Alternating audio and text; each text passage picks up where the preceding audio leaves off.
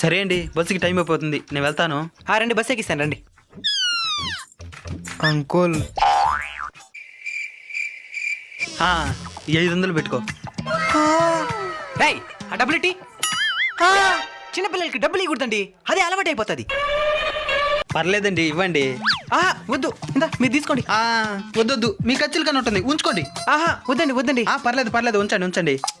మీరేనారు, సరిపోదండి. ఫోన్ మర్చిపోయానండి, 5 నిమిషాలు వచ్చేస్తాను ఉండండి. అంకుల్, ఇందా ఇందా, ఈ 500 పెట్టుకో. ఆయన చెబుతారు, పరిగెత్తు పరిగెత్తు. వెళ్దాం పదండి.